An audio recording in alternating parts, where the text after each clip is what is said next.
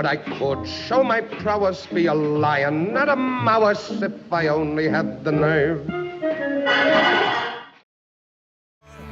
Let the pounding of our hearts cry, we will serve the Lord. We were made to be courageous, and we're taking back.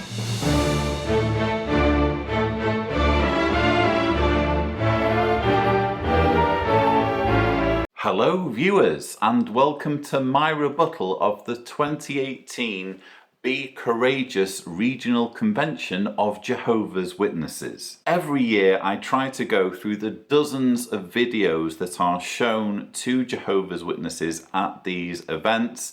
I'm going to do the same thing this year with a Friday, Saturday, Sunday rebuttal. This is the rebuttal for the Friday session, so once this is finished, there will be at some point a Saturday rebuttal available and a Sunday rebuttal available. But today we're going to focus on the video material that is being shown to Jehovah's Witnesses on the Friday of their regional convention. So without further ado, let's roll the first clip. Welcome to the 2018 Be Courageous Regional Convention of Jehovah's Witnesses. Each year, our convention is a highlight of our worship. We know that you've been looking forward to this year's program. Why has the governing body arranged for 3 days of scriptural instruction on the subject of courage? All around the earth, our brothers and sisters are showing godly courage. Still, it can be a challenge to do so when faced with various trials. As world conditions worsen, all of us can expect to face greater tests of our courage in the future. Soon, this world will experience the foretold Great Tribulation. At that time, we'll no doubt need to act with courage as never before.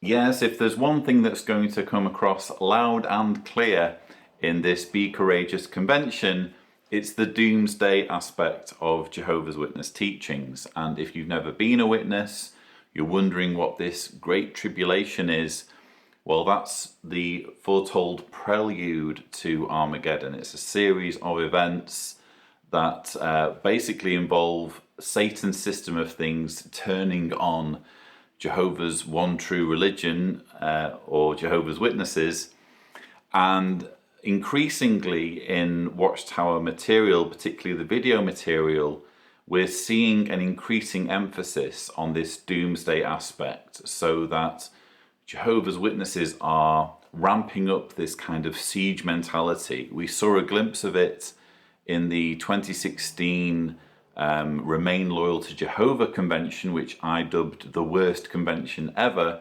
where you have these bunker videos with witnesses cowering in someone's basement, waiting for the authorities to come and get them. That's going to be referred to at the end of this 3-day convention. In other words, the authorities rounding up God's people. But this is what the Jehovah's Witness religion is all about. It's this mentality of we alone are God's one true people. We're living in the time of the end, and any minute now, Satan's system of things is going to come and get us. Why does Jehovah allow his servants, whom he loves, to face situations that call for courage? After all, he has the power to remove any trial, and he could accomplish the preaching work by another means. Let's consider the bigger issues involved. Satan has challenged the rightfulness of Jehovah's rule, and he has questioned our motives for serving God. By not shielding us from all trials, Jehovah grants us the privilege of making a reply to Satan. Furthermore, Jehovah honors us by allowing us to preach and bear witness to his name. At Luke chapter 22, verse 31, Jesus told Simon Peter, "Look, Satan has demanded to have all of you to sift you as wheat." Should we fear the devil's efforts to break our integrity? Absolutely not.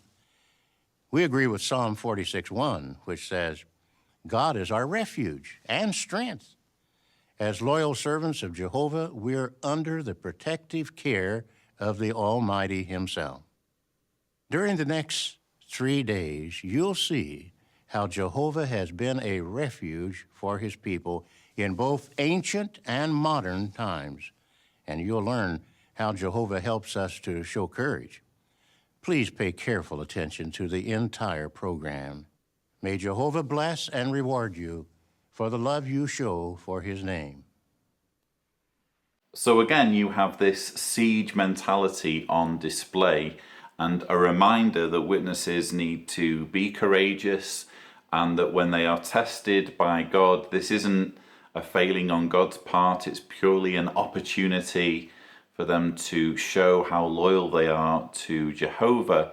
My own personal opinion is that these conventions are following a pattern.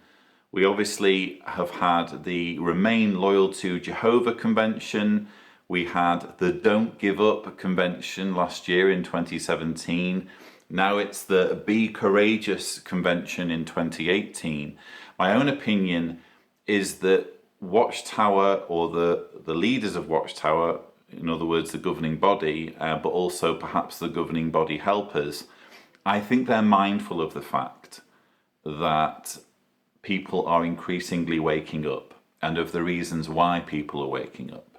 In other words, the internet, and YouTube in particular, the internet is flooded with information that completely debunks Jehovah's Witness teachings. And I believe that that is a main reason why the growth of the organization is heading closer and closer towards flatlining. Last year, in 2017, the growth was only 1.4%, which is nothing compared to the sort of growth that the organization has seen in its history. So these are perilous times. This is an organization that simply wasn't built to prosper in the internet age. Brother von Elberg was a young Dutch man raised during the post-World War I era, who enjoyed life like all young men his age. He loved playing chess and following the latest football results, and was the proud father of 2 children, his daughter Henny and his son Fritz. So we're now watching the first of a series of videos that are being shown in the Friday morning symposium, which is titled Why True Christians Need Courage, and then it's to preach, to remain holy, and to maintain neutrality. And we begin with the example of a man who was persecuted by the Nazis during the Hitler regime. But what I found fascinating about this particular clip is it refers to the brothers' love of chess. What many Jehovah's Witnesses don't know, or at least I didn't know when I was a Jehovah's Witness, is that Watchtower has actually published material criticizing chess. So if you go on the Watchtower online library, look for the Awake of 1973, March the 22nd, and you have there an article titled Chess, What Kind of Game Is It?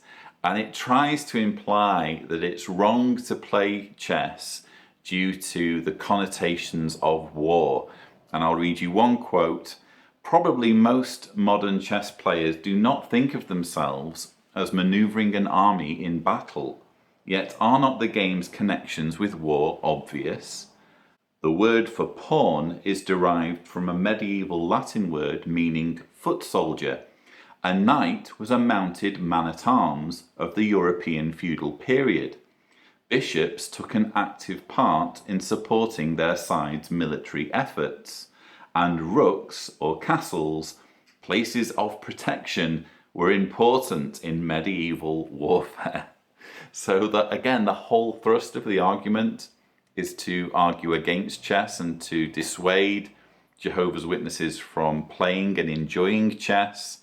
But how interesting that here we are in 2018 and it's mentioning chess in a positive way, kind of hoping that the audience will have forgotten about this article, or perhaps they've never read it, which I'm sure is true in the vast majority of cases. Herman loved sharing the Bible's message of a peaceful future with his fellow citizens of Zwolle, showing that a day will come when nations no longer will go to war against each other. However, things were about to change. In 1939, neighboring Germany started World War II. Because the Nazis were set on exterminating Jehovah's Witnesses, many of them had to flee the country. Moved by unselfish love, Herman opened his home to offer them shelter. On May 10, 1940, Germany invaded the Netherlands. Now, Herman and his family were also at risk of falling prey to the Nazi regime. Obviously, it's tragic the way witnesses were treated back during the time of the Third Reich. Certainly no group of people deserves to be persecuted and even killed based purely on their religious beliefs, just based purely on the ideas that they have in their heads. What's interesting is that Hitler's obsession with Jehovah's Witnesses, it could be argued that to a large extent, it was fueled by the actions of Watchtower's president, Joseph Rutherford. And if you are a witness watching this and you think, what on earth are you talking about?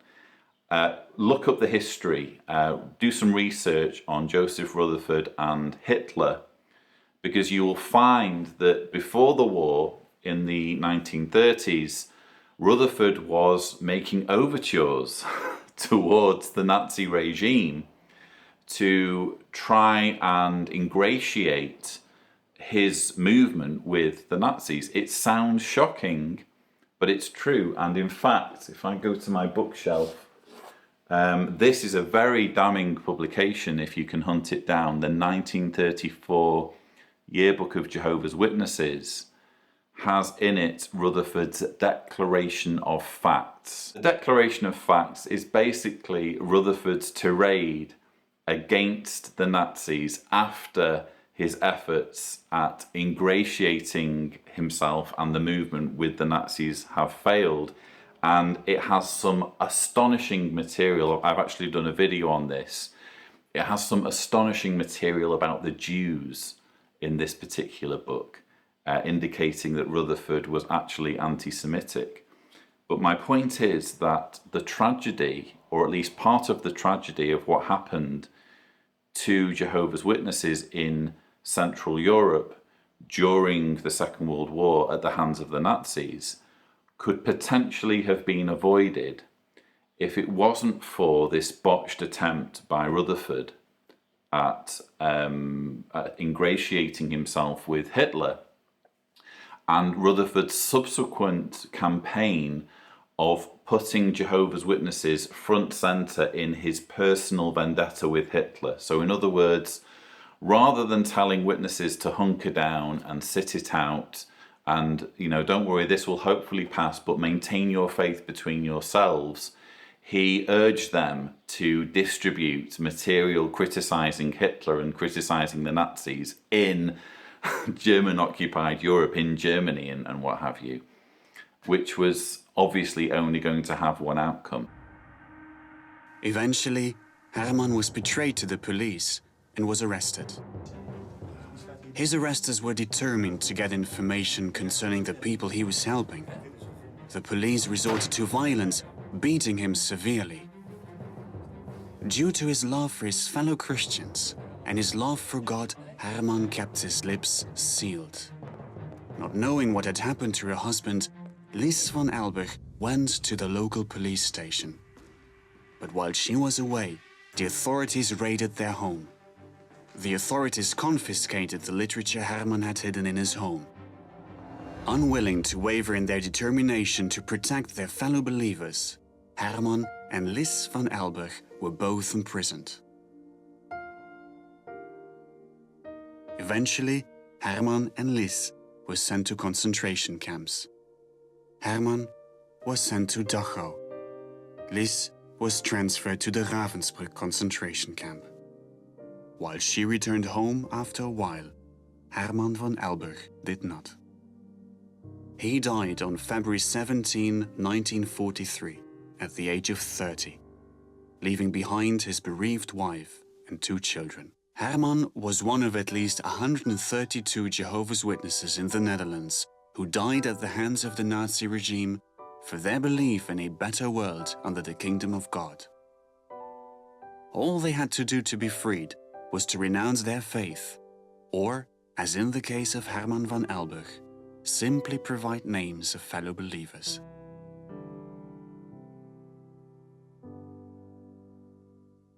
So I think we can see exactly what's happening here. Bear in mind, the theme of the convention is be courageous.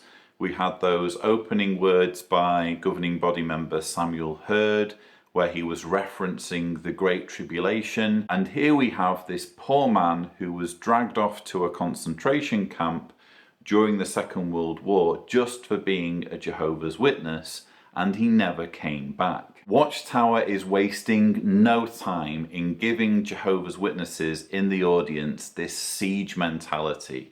They're saying, look, this happened to Herman, it can happen to you too. And though what happened to Herman is tragic and it should never have happened, and if it was somehow in my power to stop that from happening to Herman, I would do everything I could to stop it from happening. Nevertheless, it's extremely distasteful to take his death and use it to perpetuate the agenda of an organization that in the 21st century is breaking up families through shunning, is covering up child abuse on an industrial scale, and is even persuading people to die rather than accept blood transfusions. And a further point I feel I need to make about this particular story is it says at the end there that all witnesses needed to do was sign this declaration or give information that would lead to the arrest of other Jehovah's Witnesses.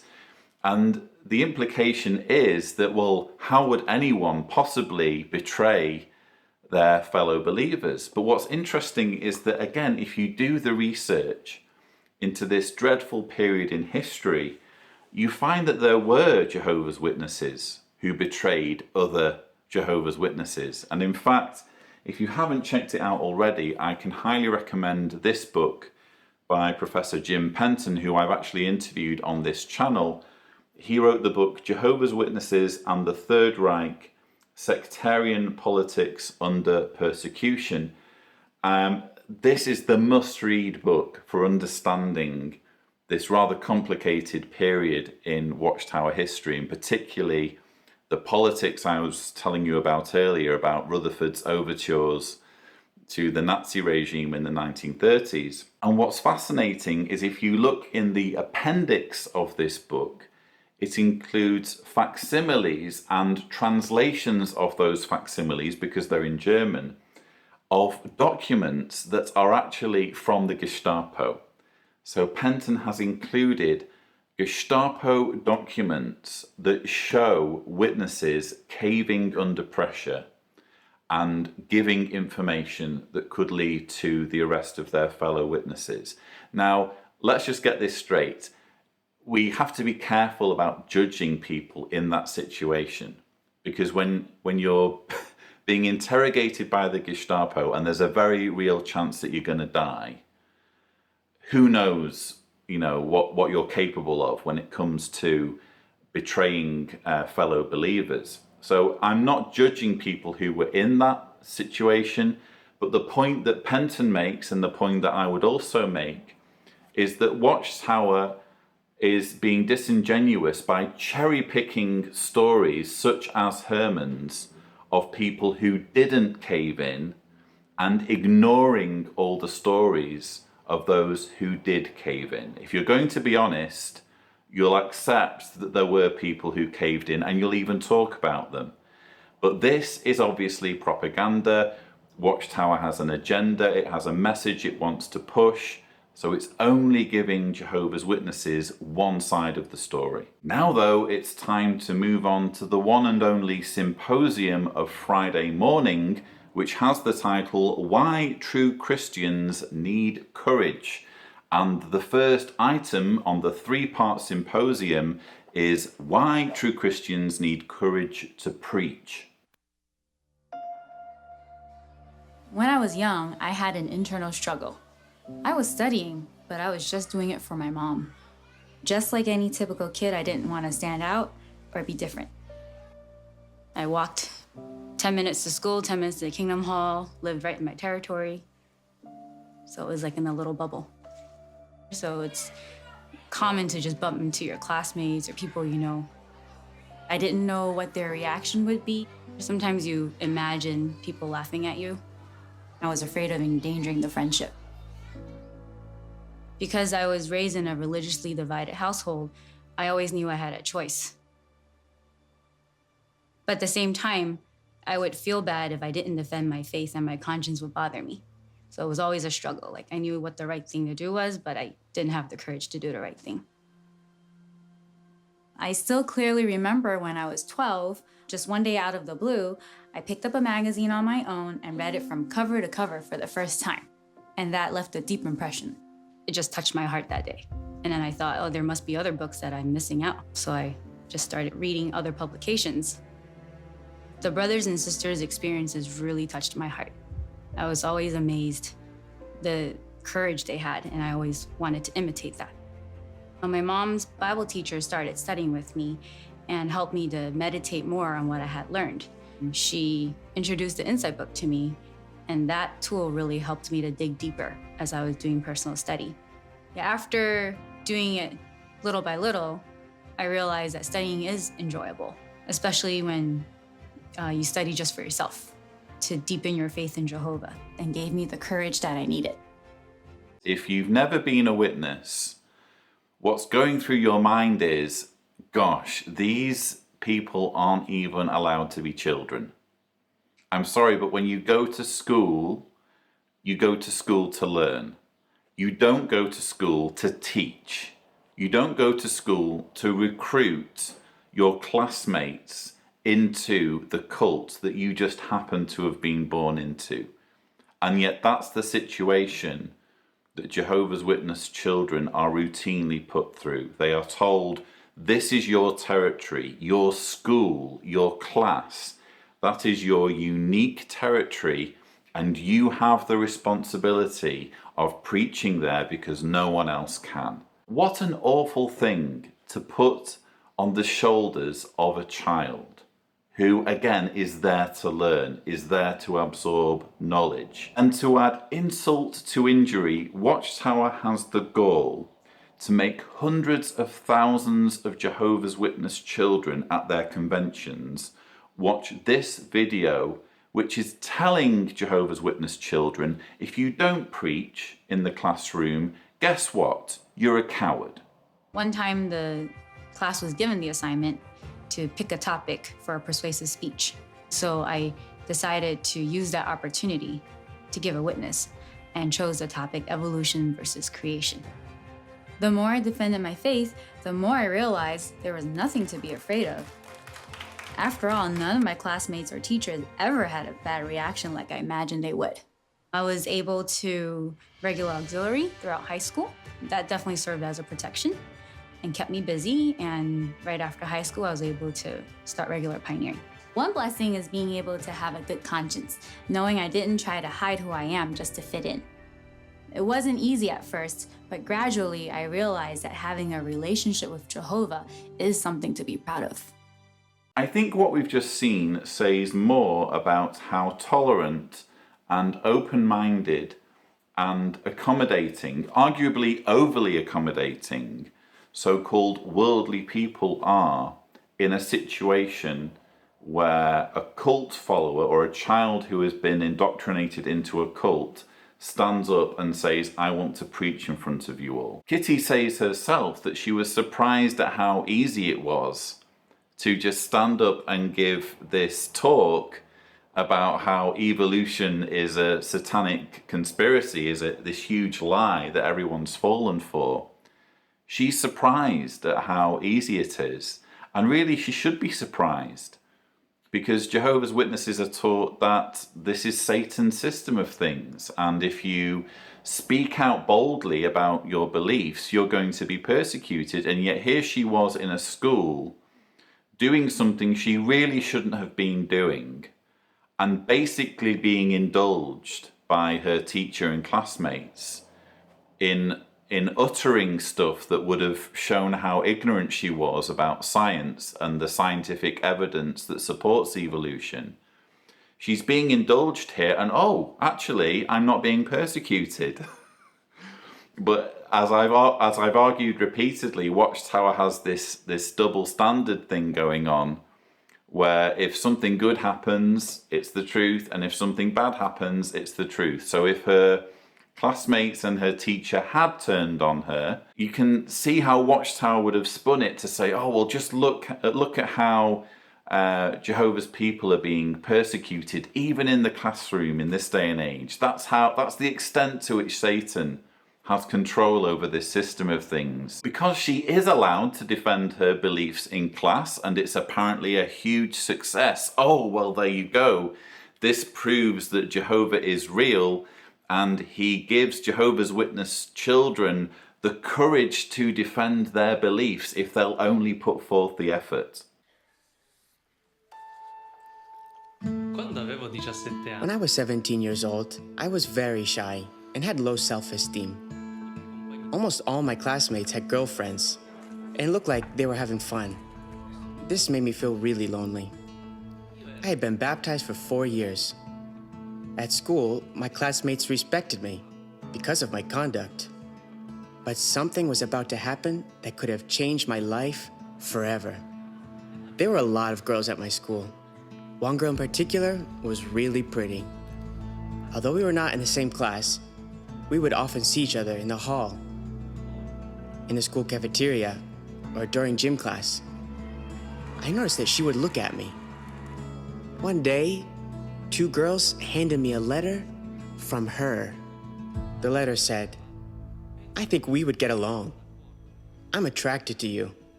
I like your personality, and that's not all. I hope you make the right decision. We could really have fun together. With love, yours truly." I felt dazed. I honestly didn't know what to do. My classmates urged me to accept her proposition immediately. Apparently Giovanni's classmates were characters from a Jane Austen novel. "Giovanni, dear boy, I must urge you to accept the girl's proposition immediately." When I got home, I was really confused. My parents asked me what was going on, but I couldn't talk to them about it. I wondered whether I would ever meet another girl as beautiful as she was. During those days, it was as if I had lost my Christian identity. I prayed a lot. I had dedicated my life to Jehovah, and I couldn't let him down. So I opened up to my parents, and they were patient with me. We did some intensive study together using the Young People Ask book. Going through articles that applied to me helped me overcome the problem. I also spoke to a mature brother in the congregation and decided to spend more time with him as well as other brothers. I mustered up courage. I went to her and told her my decision. I explained my Bible-based convictions and said no. It was a very wise decision. I then had a clean conscience, and I hadn't brought reproach on Jehovah's name. I had safeguarded my relationship with him. I learned that if we are determined to be loyal to Jehovah, and we have the courage to remain chaste, well, we won't have any regrets. Until age 17, I had not understood this. Jehovah has truly blessed me since then, giving me the privilege of serving in the congregation in many ways, and giving me a lovely wife to serve him with. I thank Jehovah for having helped me to make the right decision. If you have been raised as a Jehovah's Witness, whether you're still a believer or you're now a former Jehovah's Witness, you'll know exactly what it's like to be in Giovanni's situation, where you're attracted to someone who's not a Jehovah's Witness. And what I find disingenuous about the way this story is portrayed is that Giovanni talks about how this was about him being chaste. And although I'm sure there's an element of that, it's really not about being chaste or not being chaste. The issue here is that the girl who liked Giovanni and who apparently Giovanni liked, so it was reciprocal, the girl in question wasn't a Jehovah's Witness. And according to the beliefs of Jehovah's Witnesses, you cannot become unevenly yoked with a non-believer. So your only chance of finding love and a relationship among Jehovah's Witnesses is to choose from a fellow believer, which immediately narrows your potential partners down to a fairly small pool of people from whom you can choose. And that's sexual repression. I'm sorry. That has a real effect on people's lives. Who knows where Giovanni would be now if he had ended up getting together with his high school sweetheart and marrying her? Who knows what kind of life he would have now if he'd, for example, gone and had a family with her? We don't know. We can't interview that Giovanni, can we? We only have the Giovanni who sticks to what his cult requires of him and brushes this girl off and ends up getting into a relationship with someone he's allowed to have a relationship with, in other words, another Jehovah's Witness.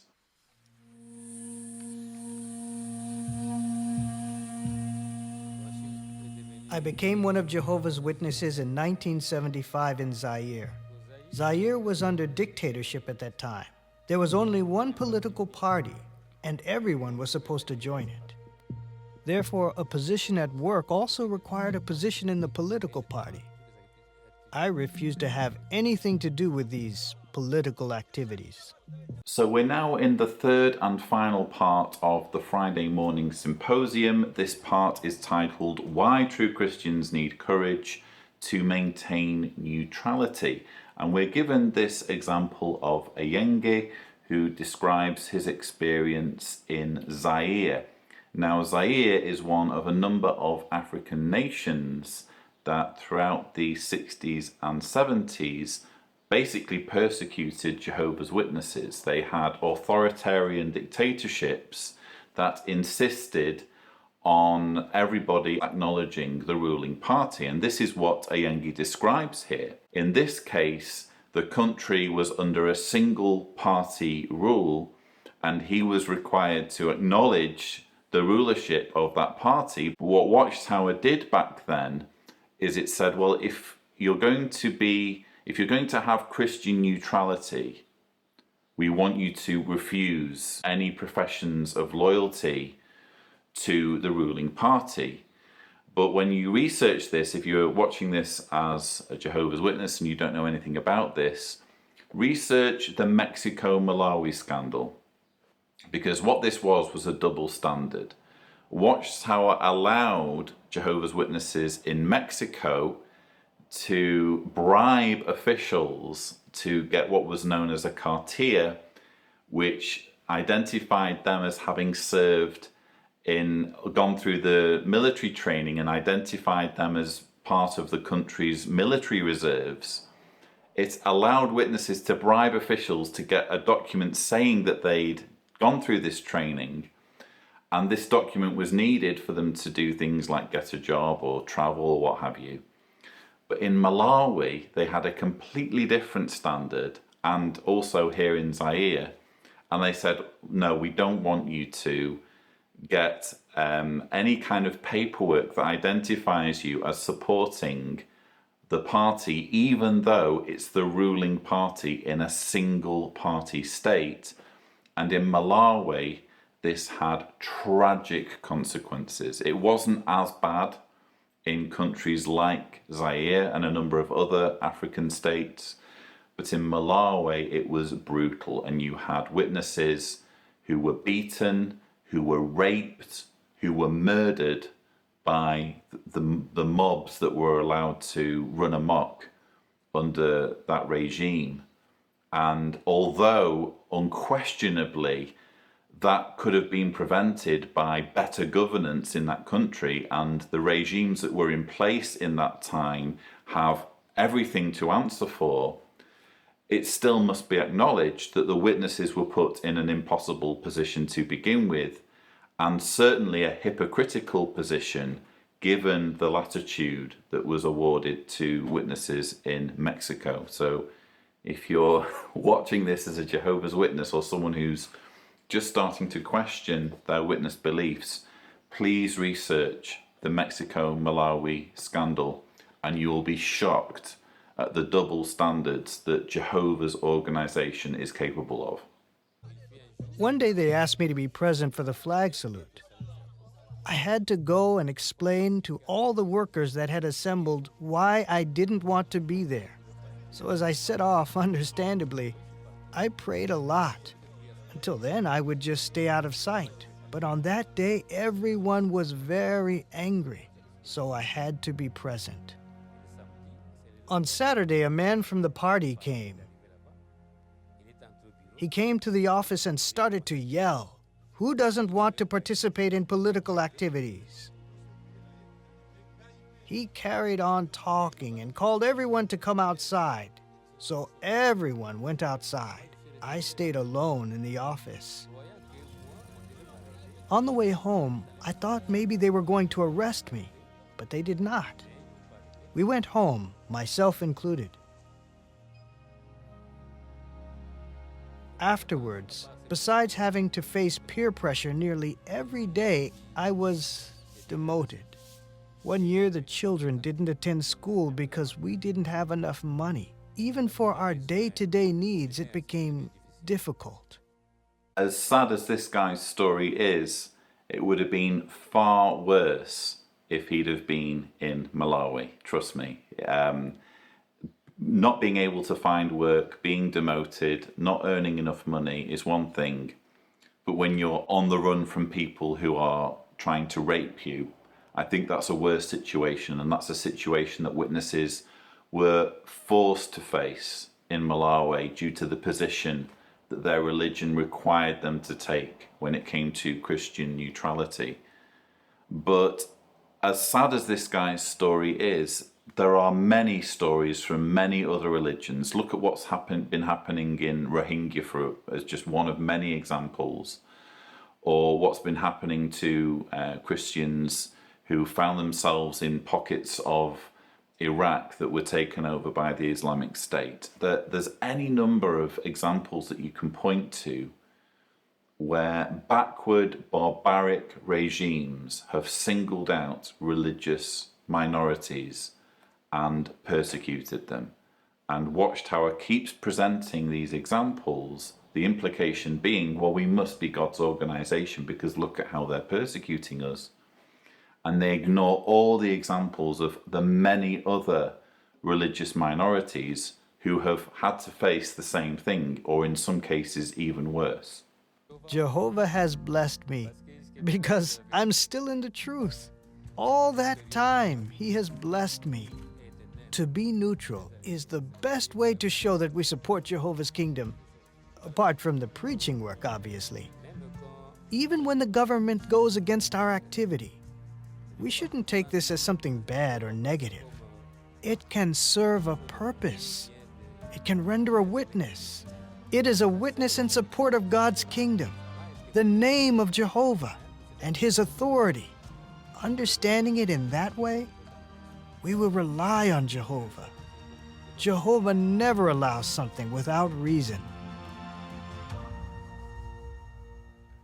I don't think that there's a great witness here.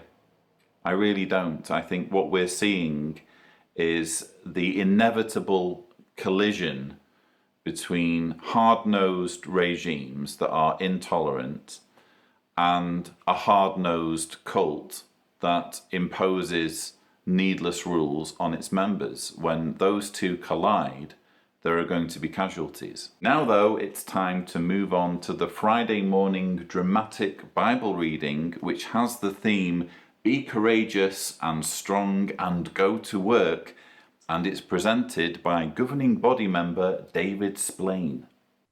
Jehovah highly esteems the courage of his loyal worshippers. True courage, however, is shown by action, as is the case with other good qualities. For instance, faith without works is dead. Likewise, love must be expressed not merely in words, but what does the Bible say? In deed and truth. So it is with courage. It takes trust in Jehovah to face distressing situations, but our trust must also be accompanied by action. Inaction, indecision, or sluggishness may indicate a lack of courage.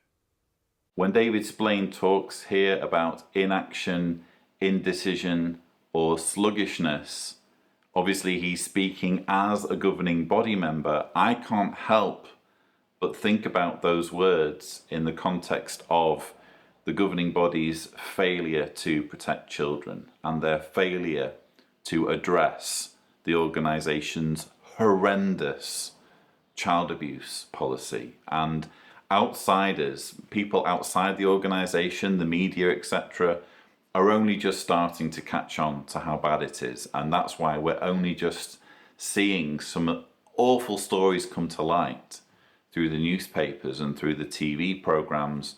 We're also seeing things like the Australian Royal Commission, various court cases, but it's indisputable at this point that there are specific policies that the governing body is perpetuating, most notably the two-witness rule, that are putting children in harm's way. And yet what do we see from the governing body? Inaction, sluggishness, indecisiveness. Or to put it more accurately, we're seeing stubbornness from them, an absolute stubborn refusal to do anything about it, to the point where they wheel out Gary Breaux in that morning worship episode where he said, we will never get rid of the two-witness rule. And here they have the cheek to lecture Jehovah's Witnesses about inaction. Courage should impel us to speak and act with boldness. Jehovah, in turn, will bless our courage and help us to succeed. This fact is well illustrated by the Bible account of David. When it came to doing Jehovah's will, David was a man of courage and of action. Even after stumbling and suffering many calamities, David remained loyal to Jehovah down to the end of his life. So at this point, witnesses are asked to listen in to a dramatic Bible reading of portions taken from 1 Samuel regarding King David. And I always struggled with the way that King David was talked up in Watchtower publications and constantly referred to as though he was this wonderful guy. We're talking about someone who had one of his soldiers killed to cover over his affair with that soldier's wife. I can't see there, and obviously much is made of the fact that he was sorry for it and he wrote passages of the Psalms to say how sorry he was and he was forgiven, and God forgave him by insisting that the baby that resulted from the affair be killed. Apparently killing babies is sometimes a solution to problems. But I honestly can't look at the story of David and see, this is someone who I need to aspire to and look up to. Then he sanctified Jesse and his sons, after which he summoned them to the sacrifice. As they came in, and he saw Eliab, he said, Surely, here before Jehovah stands his anointed one. But Jehovah said to Samuel, Do not pay attention to his appearance and how tall he is, for I have rejected him. For the way man sees is not the way God sees, because mere man sees what appears to the eyes, but Jehovah sees into the heart. I find this particular part of the Bible reading interesting because it's talking about Samuel seeing Eliab, Jesse's son, and just assuming based on how physically impressive he is, well, this must be Jehovah's anointed.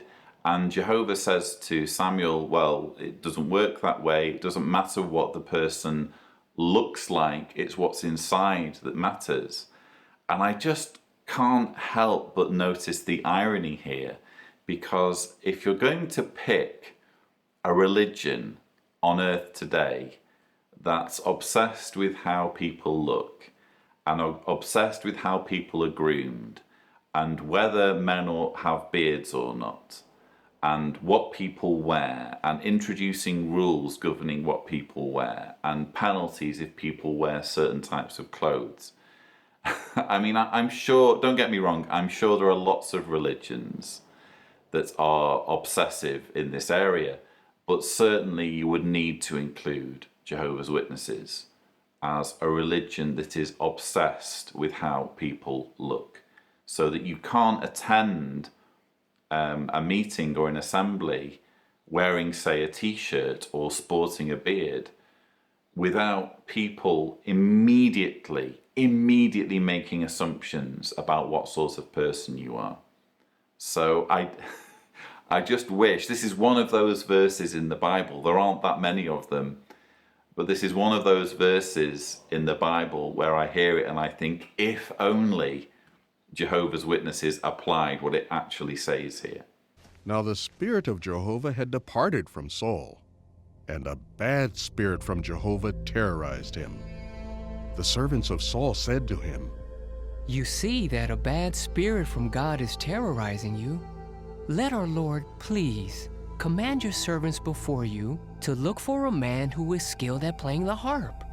Whenever a bad spirit from God comes upon you, he will play it, and you will feel better."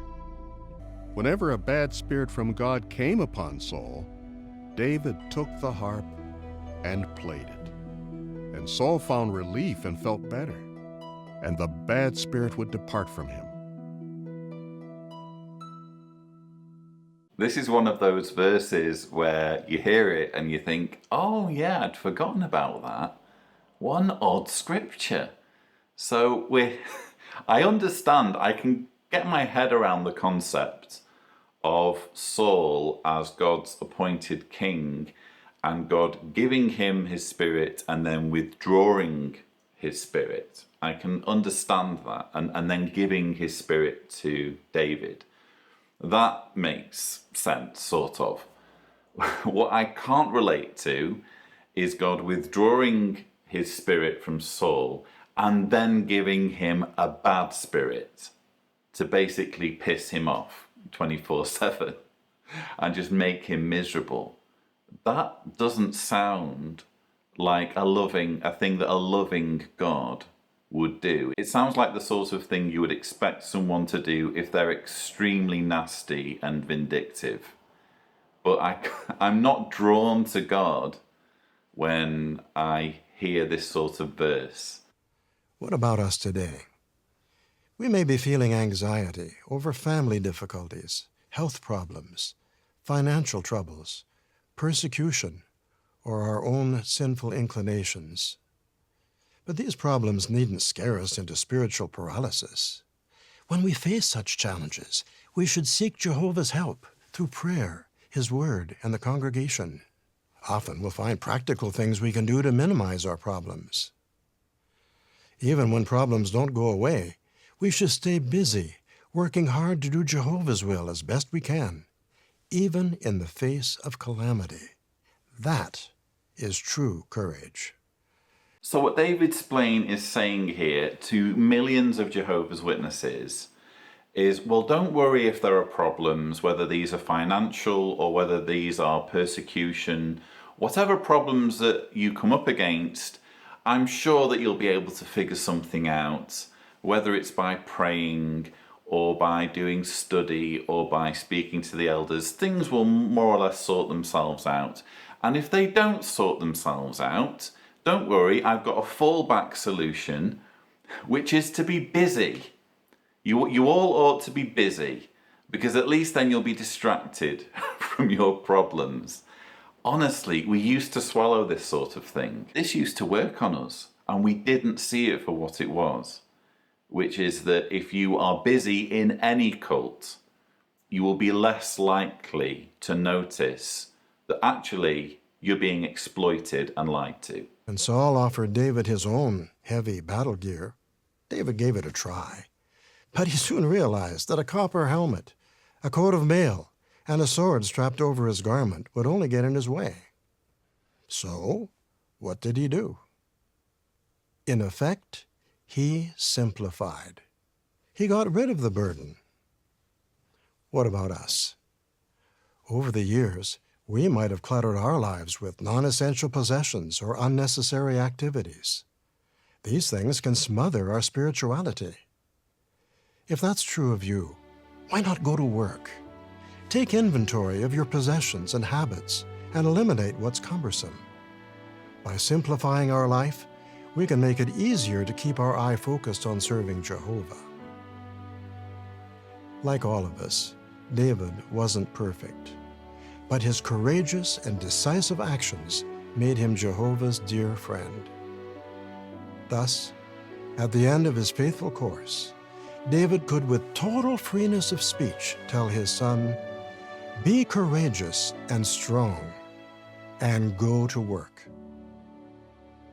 It's repeating the manipulation that we see frequently in JW Broadcasting and in other material that Watchtower publishes, whether it's written or in videos, that are telling witnesses to forego pleasure, to forego any joy or any success or any fulfillment in life for the purpose of furthering the agenda of Watchtower. And you have this repeatedly where witnesses are told to scale down. And I find that whole line of manipulation from Watchtower very distasteful, because it's, again, putting the governing body first, putting Watchtower first, and making it so that witnesses basically have to feel guilty if they're enjoying life too much. But anyway, we need to move on to my next clip, and I just want to explain that with these rebuttals,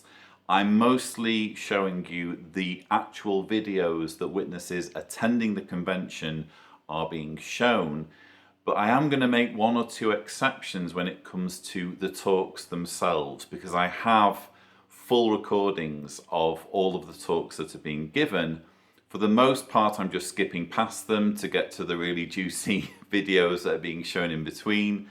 But there are one or two, or there will be one or two exceptions, and one of those exceptions is a talk with an intriguing title, "No Weapon Formed Against You Will Have Any Success." We are at war. Our enemy is merciless, and he will form any weapon against us. This war is not fought with literal weapons. Rather, it is a hard-fought spiritual war against Satan and his agents. Their primary tactic in this war is persecution. How would we define persecution?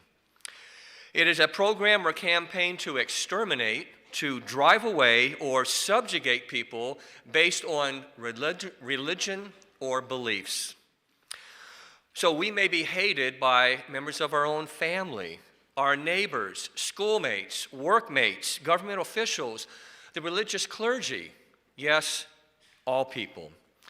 And Jesus explains why in John chapter 15, verse 20, "If they persecuted me, they will persecute you also."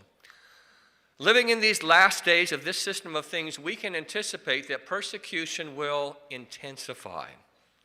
Jesus forewarns us of this in Matthew 24, verse 9, that you will be hated by all the nations on account of my name. So Satan and his agents are now engaging in a merciless war against faithful anointed Christians and all those that support them. So yes, apparently this is the sort of talk witnesses can expect to listen to if they go to the Friday of the Be Courageous convention. And what an astonishing talk. They are really ramping up this paranoia. I mean, when we're talking in terms of extermination and war, these are words not to be used lightly. And yet, straight off the bat, in his opening comments, I mean, granted, this guy is mostly basing his words off an outline that's been provided for him by the governing body, but this is the level of instruction that is being thrown at Jehovah's Witnesses. They really are being taught to think of themselves as under siege and at the mercy of Satan's forces who are bent on their annihilation. In recent years, Jehovah's people in Russia have experienced intense persecution. So let's just do a brief little journey on jw.org. We're going to press or click Newsroom. We're going to click Legal Developments. And here's some recent news over the past year from Russia. Last May, Dennis Christensen was jailed for organizing activity of a religious organization declared extremist. July, the Supreme Court of the Russian Federation upheld a claim to liquidate the Administrative Center of Jehovah's Witnesses in Russia and 395 local religious organizations used by Jehovah's Witnesses throughout Russia. December, the appellate court upheld an earlier ruling declaring the New World Translation of the Holy Scriptures in Russian banned, and added this to the federal list of extremist materials. So it is illegal to possess our Bible in Russian in that land. Just a few weeks ago, the appellate court upheld an earlier court ruling that the Administrative Center of Jehovah's Witnesses in Russia can be confiscated and turned into state property. So those of you who follow my channel will know exactly what I think about what's happening in Russia at the moment. Putin's regime in Russia has taken this heavy-handed, extreme measure of banning Jehovah's Witnesses, and we can see what the effect is in this talk. I've already talked extensively about the persecution complex that Jehovah's Witnesses have. Bottom line, Jehovah's Witnesses, whether they will admit it or not, they love to be persecuted. And this is one of the many reasons why I've argued against what is happening in Russia.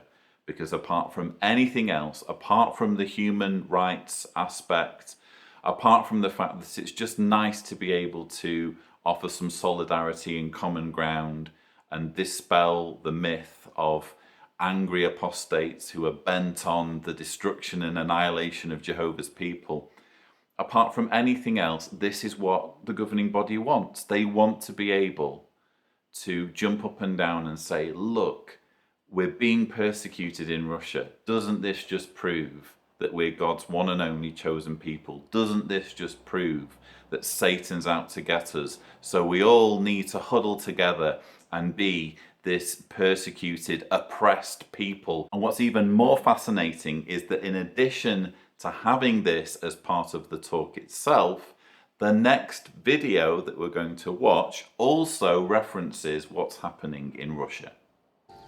In a dream, Jacob saw a ladder or stairway leading from earth to heaven. Angels were busily ascending and descending the stairway. Then Jehovah spoke to Jacob, saying, I am with you, and I will safeguard you wherever you go. Just as Jehovah proved to be with Jacob, so he has been with his people throughout history.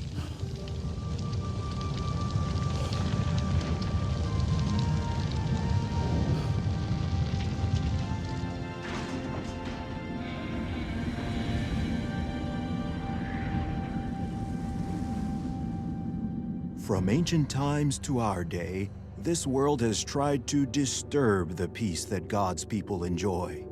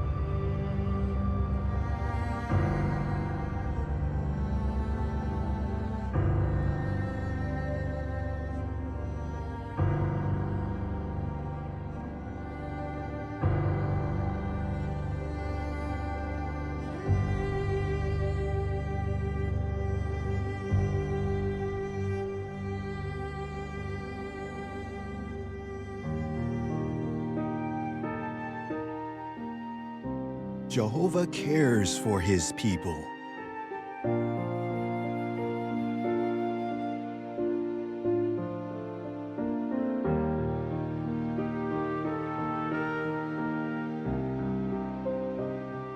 Guided by Jehovah's Holy Spirit, and with the support of the angels, we are able to stand by our brothers and sisters under attack. As a result, we feel as though we are standing as one person against Satan's attacks. Jehovah is truly on our side. And there you have it. This is one of the many reasons why it simply doesn't work to deal with cults by banning them. Because as we've seen here, all it does is fuels their agenda, fuels their narrative of the world being out to get them. It just makes them hunker down and be even more convinced of how right they are. Because in the case of Jehovah's Witnesses, they are taught, well, Jesus said, if they persecuted me, they will persecute you also. So we should expect for Satan's system to persecute us. And then a thug like Vladimir Putin comes along and says, well, I'll give you persecution.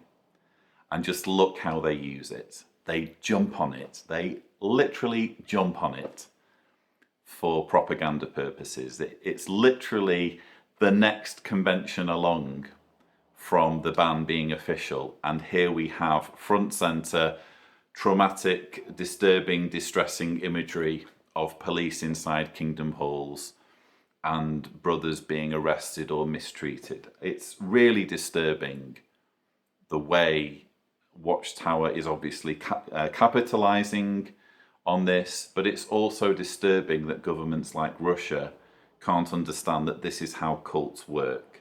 It doesn't matter whether you ban them, they're still going to be there, and all that you're going to do is make the followers even more convinced that what they have is God's one and only truth. And meanwhile, the governing body or the leadership of the group is safe in a completely different country, not feeling any of the effects of this, rubbing their hands at the opportunity to milk this for all it's worth in terms of propaganda.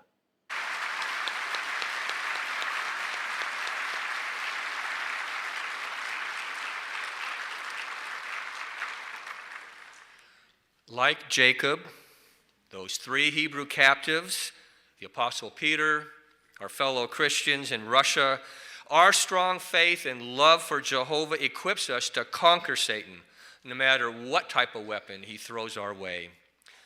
Would you face ridicule, imprisonment, and even execution because of your strong faith and love for Jehovah? Of course you would. Yet Satan's false accusations prove him to be the liar that he truly is.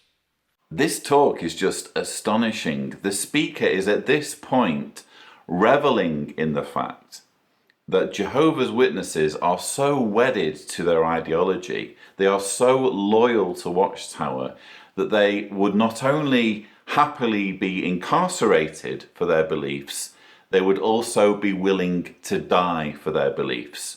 And bottom line, that's what's expected of you when you are a Jehovah's Witness.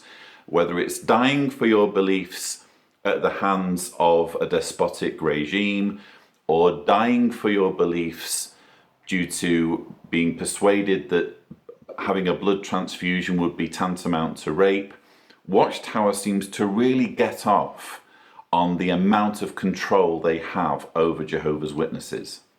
So how do we condemn gross misrepresentations? How do we condemn malicious slander and smear campaigns? By our fine works and our firm stand. When we prove to be law-abiding citizens and moral people, these accusations are proven false. No, they're not. That's simply not how it works. Nobody is disputing that Jehovah's Witnesses are not, by and large, fine, upstanding people. It's precisely because Jehovah's Witnesses are mostly such nice people that they don't deserve to be lied to, they don't deserve to be hoodwinked into serving an abusive religion that is breaking up families, covering up child abuse, and even persuading people to die rather than accept blood. You don't get to say that none of these issues are relevant just because Jehovah's Witnesses are nice people. The following video highlights strong faith of some of our brothers and sisters who face persecution.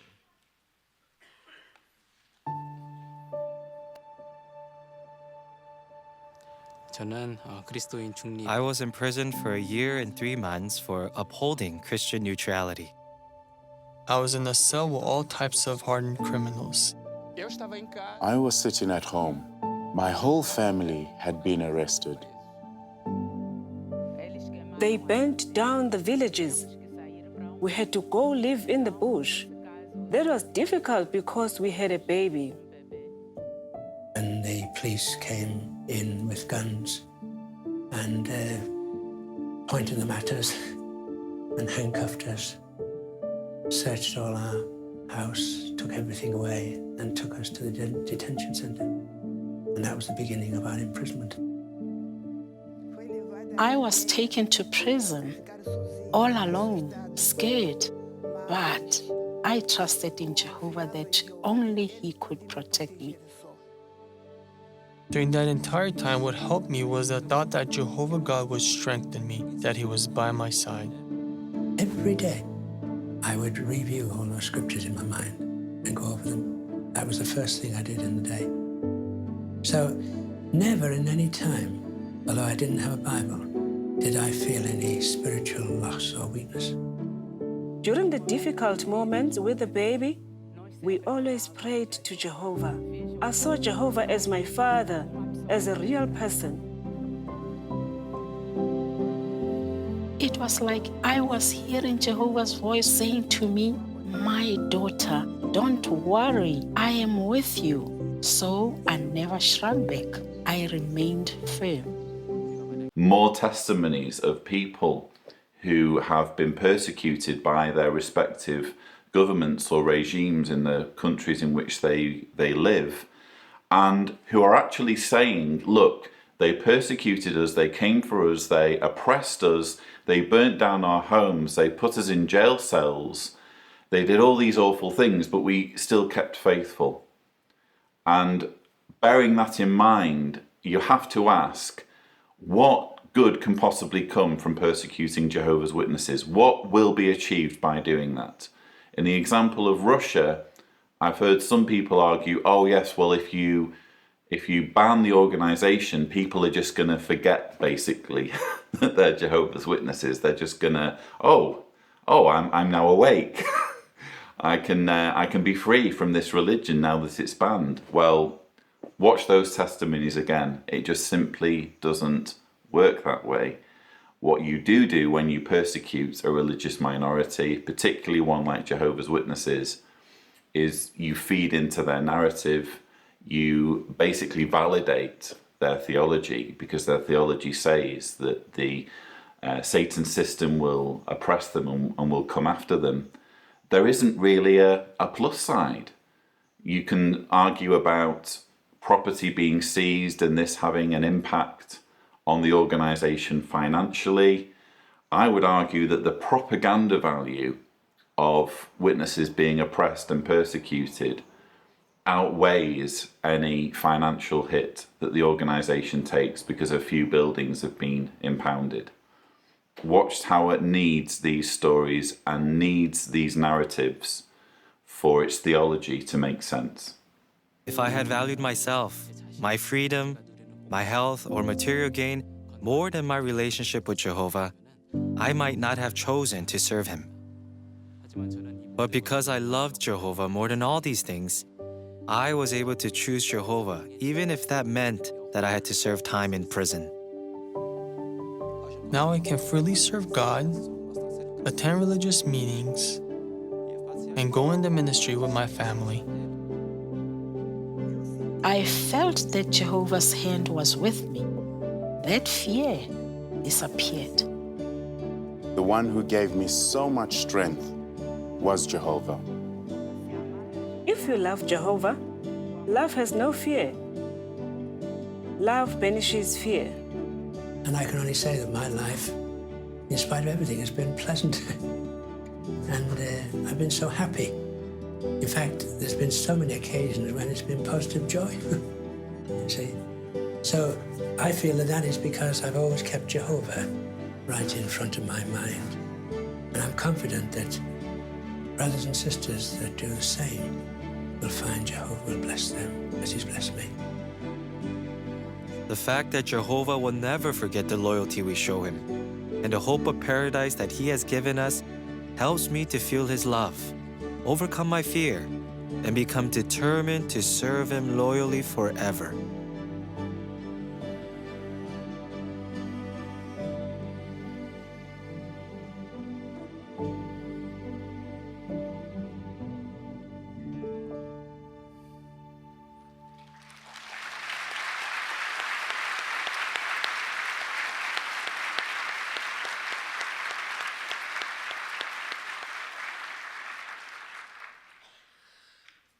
Like these dear ones in the video, courageously take your stand with Jehovah's people. You could obviously hear the applause at the end there, and all of these videos get applause. I can't really comment on whether this video gets more applause than most of the other videos. I can only say that had I been in the audience as a believing Jehovah's Witness, I would have been very moved by those videos. And I would have thought, yeah, these people have suffered a great deal for their faith, and they can't have gone through all of that for nothing. There must be something to this. You're not thinking for a moment that actually there are lots of religious minorities that are persecuted. Some are persecuted very severely. And this is nothing exclusive to Jehovah's Witnesses. And you certainly don't think that these individuals are being exploited or their stories are being exploited to further the agenda of an organization that wants your loyalty and will do anything it can to manipulate you into serving it for the rest of your life. Jehovah's faithful servants in pre-Christian times were not conquered by Satan. In Hebrews chapter 11, we see a list of men and women of incredible courage facing intense persecution. The verses tell us that some were stoned, sawn in two, died by slaughter with the sword, and faced many dangers. They were faithful till death despite the ruthless efforts of Satan and his agents to break their integrity. Remember, we are at war. Our enemy is merciless and will form any weapon against us. Yes, we are in a hard-fought spiritual war against Satan the devil and his agents. His weapon of choice, persecution. Imperfect people like you, like me, can be victorious against Satan and his weapons. Will you courageously stand with Jehovah's people? If you do, you will be victorious, because no weapon formed by Satan against God's people will have any success. And that brings us to the end of the talks for Friday morning. And again, what an astonishing talk. The language there is so incendiary, talking about war, talking about persecution, and very kind of vivid imagery there, talking about people, about Bible characters in the past being sawn in two. Bear in mind there are children in the audience at this point. But this is what Watchtower needs. This serves their purpose. Watchtower needs Jehovah's Witnesses to feel this sense of urgency, this sense of mortal dread, that there are people out to get them and who will stop at nothing to annihilate. I think we heard the word exterminate earlier, God's people. This is how bad it's getting at the moment with Watchtower. This is how cult-like they are becoming. But anyway, let's move on. We begin Friday afternoon with a symposium titled Courage Weakeners versus Courage Strengtheners. and we're going to see some material from the first talk, Despair versus Hope. Trying to strengthen our courage means we have to identify what may weaken it so that we can avoid those things. Well, during this symposium, you will see video dramatizations featuring Brother Benjamin Matthews, his wife Abby, and other members of their family. Now, all of them face tests of their courage. All of them will have an opportunity to choose whether their courage will weaken or strengthen. The first video will demonstrate the danger of despair. Now, notice the challenge that we see as Benjamin and Abby's daughter Leah, what she is facing. We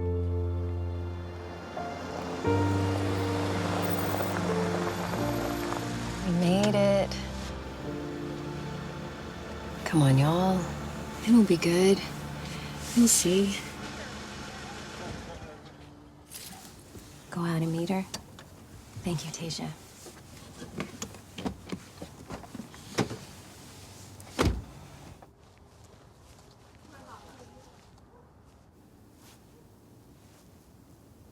Dustin. Okay, talk to me. There's nothing to talk about. I know this whole move hasn't been easy, but it's only temporary until we're able to get back on our feet. It's not just a move. It's everything. It's all upside down. The good thing is, we're not alone. We have help. And it's the best kind of help because it comes from Jehovah. And he will never let you down. But it's up to you to give him a chance. We're in this together, okay? Leah, we're so happy that you all are here with us. Thanks, Mom. I don't know how long we'll be here, but we'll try and help out as much as we can. You stay with us as long as you need to. Thanks, Dad. I thought Tasia would be down by now. She said she had a headache. I'll go check on her.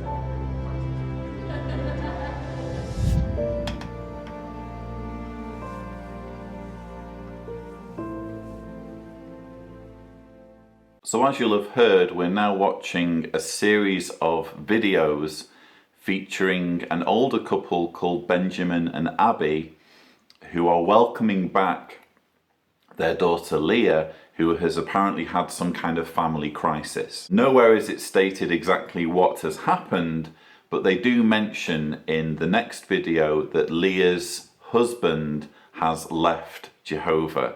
So the blame is all on him for apparently leaving Jehovah's organization. And who knows, for all we know, he could have been a real scoundrel.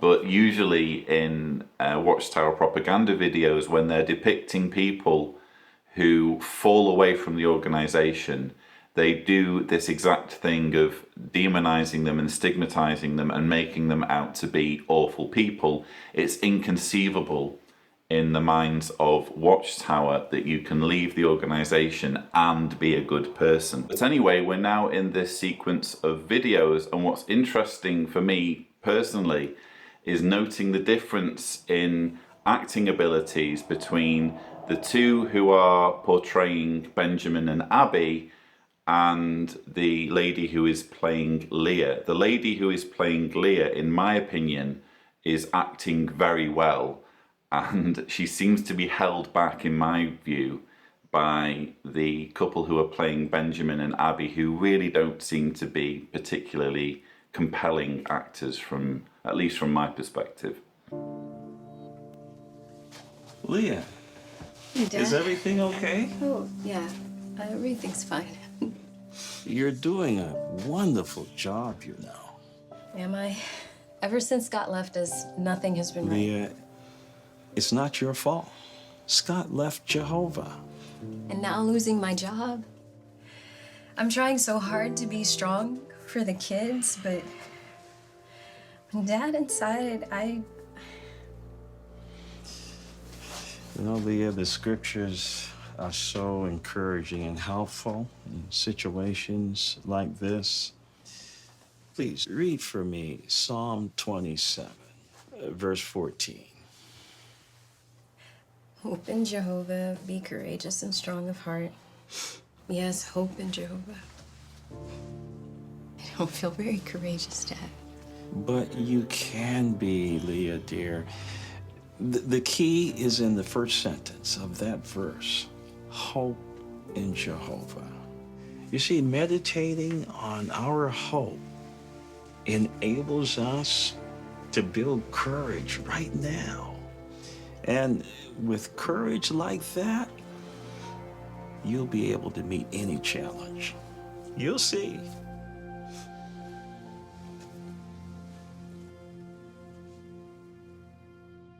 So Benjamin is here offering his daughter Leah some very generic advice, which you could basically expect to hear from anyone really in a Christian denomination, but apparently you need to be a Jehovah's Witness to benefit from this kind of wisdom. But I hope you caught the earlier mention of Leah's husband Scott and the fact that he left Jehovah. And again, it's not indicated exactly what's happened. All of the woes of Leah and her children must be blamed on this individual, because again, you cannot leave the organization and be a good person.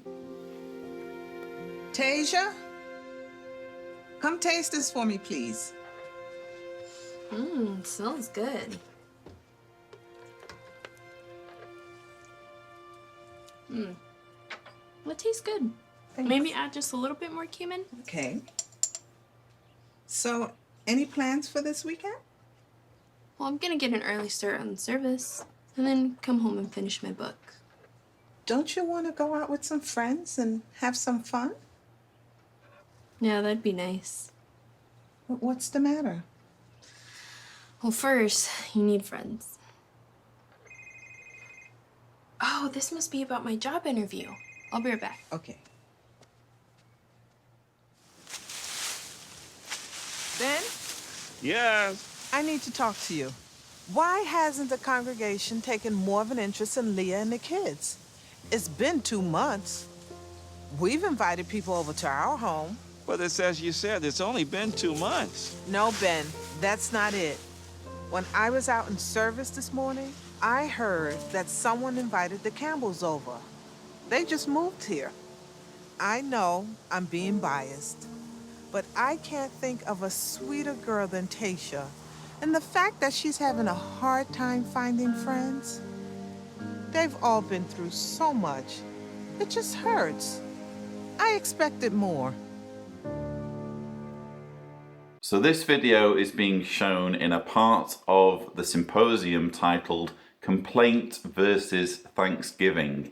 And you can see where we're going with this, because Abby makes the perfectly valid observation to her husband Ben. Again, neither are particularly compelling with their acting here, but the observation is made, well listen, we have our grandchildren here, they need friends, and apparently even after 2 months of being here in the congregation, they're being overlooked, to the point where you have other families that have moved in that period who are getting attention and they're not, which is a perfectly valid observation to make.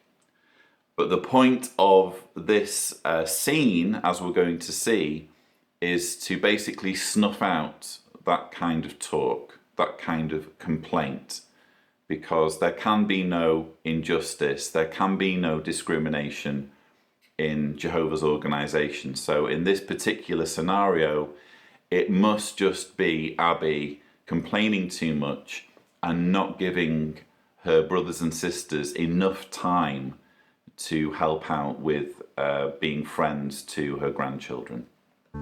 They've all been through so much. It just hurts. I expected more. Well, you know what I think? What? That I'm completely overreacting as a grandmother? No. You're a wonderful grandmother. And you're probably right. But, although we may feel justified, we have to remember that the congregation is made up of imperfect people, and they're doing the best they can. I know that. They're gonna have their failing moments, but they'll have their shining ones also. Like when you were sick years ago, we both needed them, and they were there for us. It reminds me of what the psalmist said. Jehovah is my light and my salvation. And notice he said Jehovah, not people. True. Okay, I'm gonna try and leave it in Jehovah's hands. I do trust Jehovah. Now that's my Abby. Hey, remember when we used to recount 3 things every day that we were thankful for? Why don't we start doing that again? Okay, that sounds like a good idea. And I can already think of one thing I'm thankful for today. And that's you. Here you go. Here's a plate for thank you. Thank you. You're welcome. You know, we really appreciate the both of you inviting us over. It's our pleasure. We really love having Leah and the kids with us. Actually, we've been wanting to do this for quite a while, but we just haven't had the chance until now. We appreciate it. Come on. How interesting. So there's basically 2 things going on here. You'll remember that the title of this part of the symposium is Complaint versus Thanksgiving. So Abby is essentially wrong, for it turns out, for being too complaining, because if she just waited a bit longer, it would have been obvious that it was just circumstances, because we see there at the end the couple saying, oh, well, we wanted to do this sooner. It just wasn't the right moment. It wasn't the right moment to invite these 2 kids around for a coffee. What was stopping you from doing that? Abby's criticism from the earlier video is completely valid, especially if you have a family moving into the congregation in that 2-month period that is getting the warmth and the hospitality, and Leah's children are being ignored despite the gravity of their situation. So it's very interesting the way that basically the point that Watchtower is making is that you don't get to complain. As a Jehovah's Witness, you should just be happy with the status quo, and you should just be grateful. But what's interesting is that I believe there is another message to this video, which probably some of you will have noticed. When Abby is speaking to Ben, Ben says, well, you know, the brothers are going to have their failing moments, but they're going to have their shining moments as well. They're going to have their failing moments, but they'll have their shining ones also. And when you look at this video, and indeed this talk, through the lens of Watchtower's mishandling of child sex abuse, you can see exactly what Watchtower's trying to say here. Watchtower is wheeling out the argument, oh, well, there's bound to be a few bad apples. There's bound to be moments when individual witnesses let the team down, but the organization is still Jehovah's organization and will have its shining moments. That's the narrative that witnesses are being fed. And you actually see witnesses, you see the evidence that this works on witnesses, because whenever you have exposure of the widespread cover-up of child abuse among Jehovah's Witnesses and you have the media articles, look in the comment sections and you'll see witnesses saying things like, oh, well, any organization has a few bad apples, but this isn't what most Jehovah's Witnesses are like. And you know, Jehovah is still using this organization. They completely ignore the fact that it's actually the policies of the organization. It's the policies that are put in place by the governing body that have created this problem. It is essentially the governing body who are the bad apples. And what's interesting is that when Ben and Abby have this conversation, and Abby kind of concedes that Ben's right, which she has to as a subservient wife, she says, yes, you're right. I think I'm going to wait on Jehovah, or I'm going to leave things in Jehovah's hands. Okay, I'm going to try and leave it in Jehovah's hands. I do trust Jehovah. And that's the exact language you get in the Shepherd book when it's talking about the two-witness rule. Leave matters in Jehovah's hands. This is, for me, it's almost like they know exactly which strings to pull, and their underlying message is that witnesses should, again, view the pedophile issue as a matter of a few bad apples, and don't worry, everything's going to work itself out in the end, because if you leave matters in Jehovah's hands, he will make sure that justice is done. And that's simply not how it works.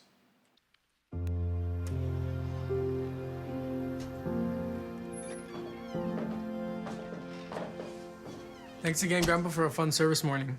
You have any plans for later? Yeah, I'm meeting some friends later at the movie theater. Ah, have a good time. Thanks.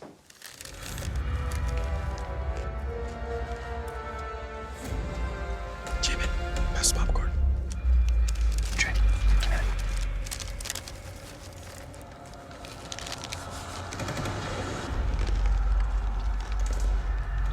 Hey, this looks kinda... Doesn't this bother you?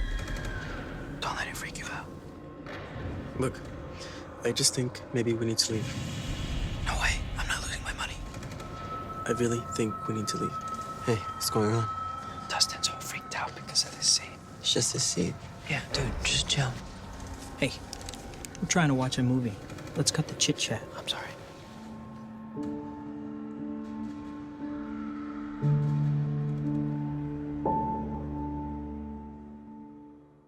So it seems Dustin has a dilemma. He is in a movie that has gunfire in it and screams, which can only mean that there is satanic influence at play, because witnesses are to shun any entertainment that has anything that could be conceived as violent or referring to the occult in any way, shape or form.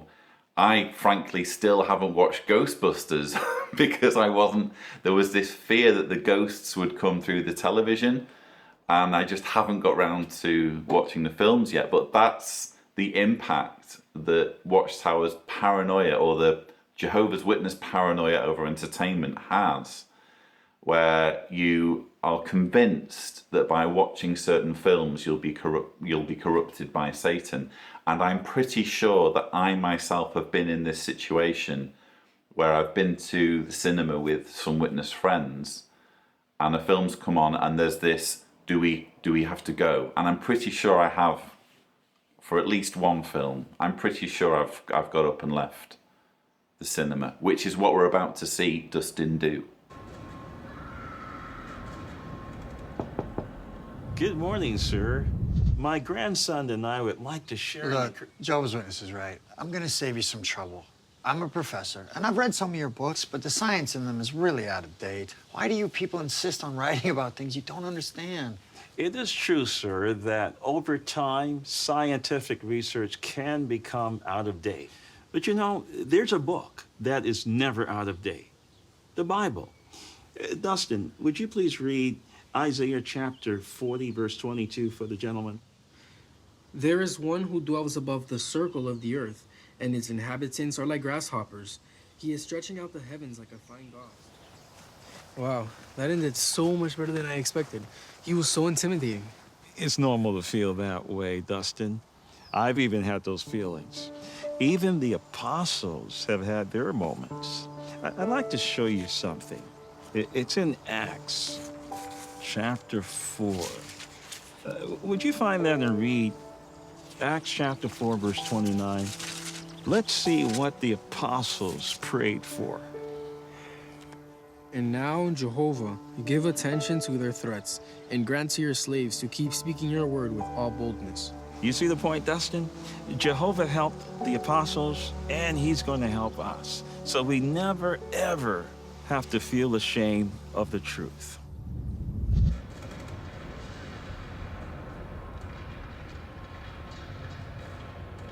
I'm out of here.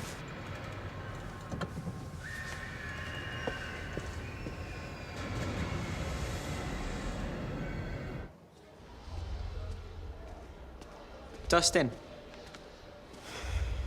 I'm not going back, Jamin. Yeah, I know.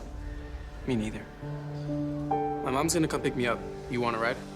Yeah, sure. All right.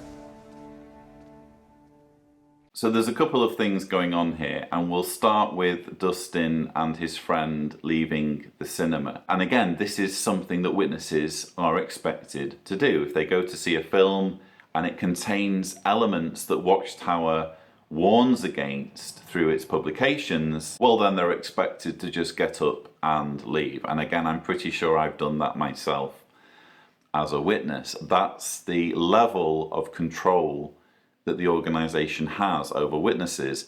And I can't help but notice the irony that when Dustin and his friend are having this conversation outside in the lobby, there's a poster behind Dustin that seems to say, destroy, destroy, destroy. And it's obviously like a mock-up that Watchtower has created, their own kind of stereotypical movie poster. One of the types of genre of film that Watchtower doesn't want witnesses watching are violent films. And I can't help find irony in that, especially since witnesses crave the biggest act of violence that mankind will ever have seen, namely Armageddon. We're talking about an event that will cause the slaughter of 7 billion people, because currently there are 7.5 billion people on the planet.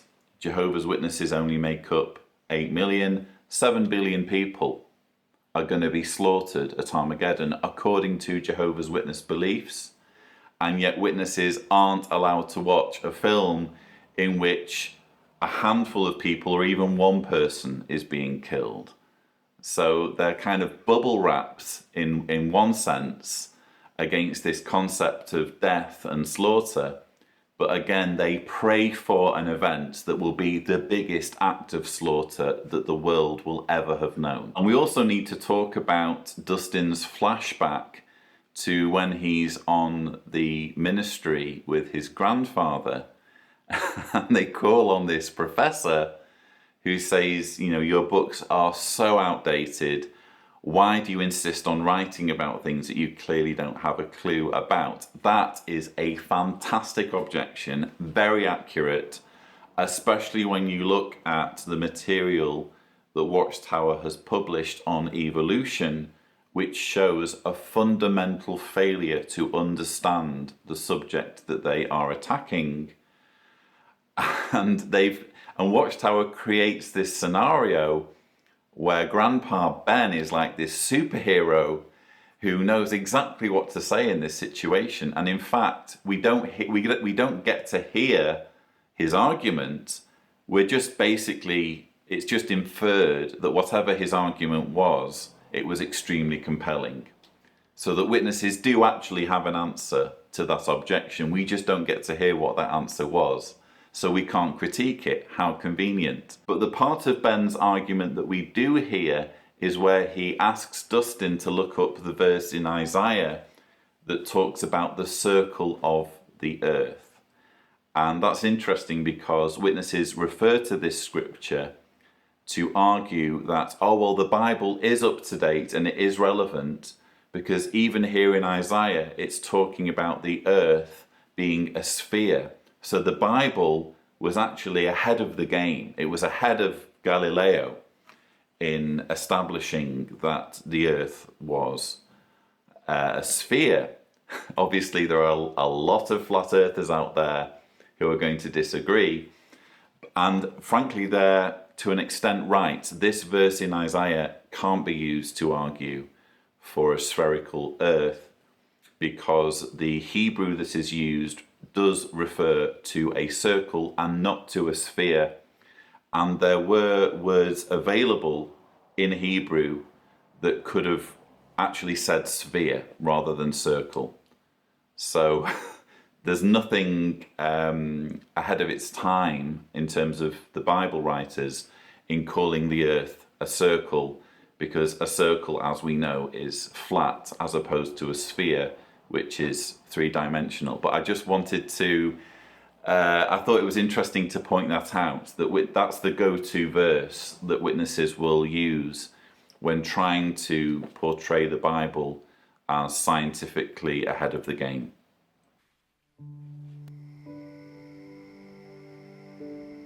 Mom, dinner was very good. Thank you. You're welcome. You know, it really is good to see you all. 5 years is a long time. It is. When Dad told me you were coming, I couldn't wait to see you. I have gifts.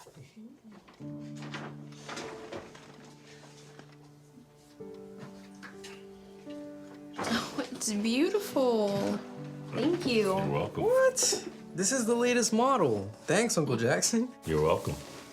Wow, this is very Professional. professional. I want you to come work for me. I don't know what to say. I just want to help. So let me. It's entry level, but with benefits and bonuses. What are the hours? Anything like yours? Not as intense, but full time, weekends, evenings too. But you'll be able to save money, buy a home. Got a job for you too. You can even buy a car. And anytime you want to come to the agency, it's open. We'll make it a family business. Nice. Well, this is work. Excuse me.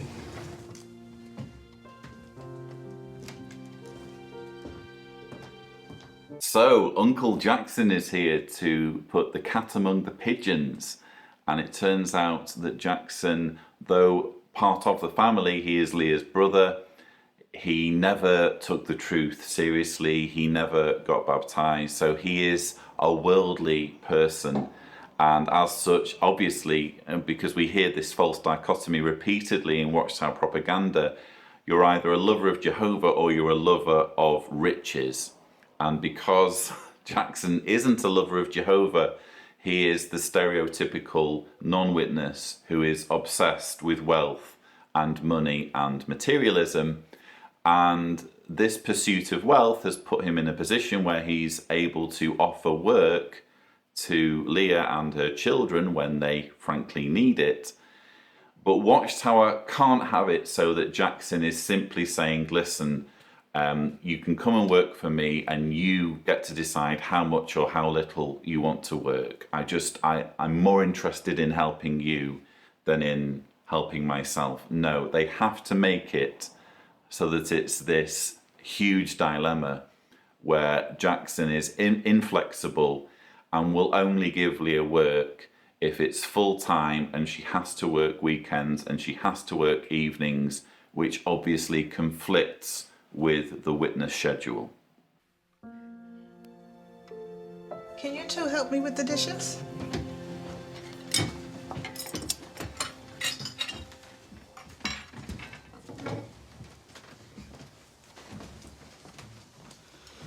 I could use the job, Dad. Would it be so bad to work the extra hours?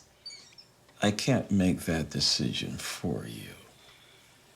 Your brother loves you very much, and he genuinely wants to help. But as you know, he never made the truth his own. I know. So you've got to figure out if his offer is worth the cost.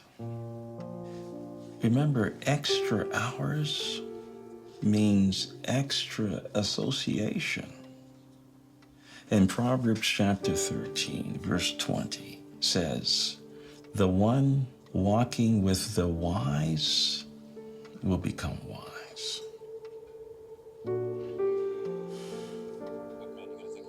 Oh, yeah. I got you. All right. Hey, look. Gotta go. Talk to you later. Leah, Jackson, I want to thank you for offering to give me a job. you got it. I'll set up an interview. But I have to turn it down. Dad talked to you, didn't he? This isn't coming from Dad. It's coming from me. I just can't sacrifice spiritual things for material ones.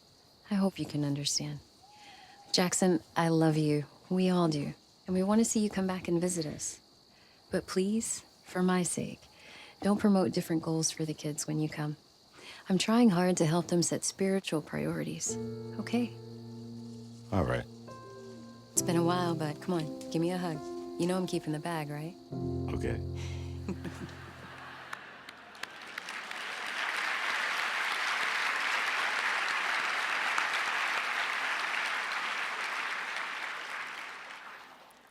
That took courage, but it was the right thing to do and say. So what a fascinating scene we've just watched. This feels like a condensed version of the Remember the Wife of Lot drama that we had at last year's convention.